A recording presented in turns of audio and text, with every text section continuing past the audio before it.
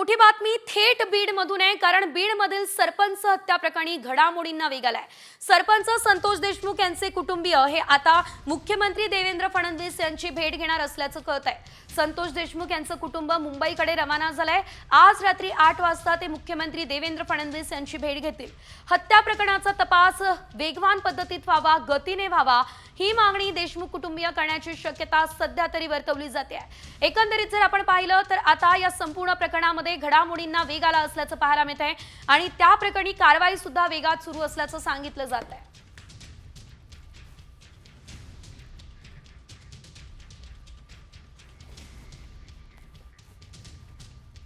तर मोठी बातमी थेट बीडमधून आहे, कारण बीडमधील सरपंच हत्या प्रकरणी घडामोडींना वेग आलाय।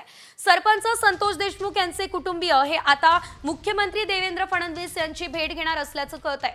संतोष देशमुख यांचं कुटुंब मुंबईकडे रवाना झालंय। आज रात्री 8 वाजता ते मुख्यमंत्री देवेंद्र फडणवीस यांची भेट घेतील।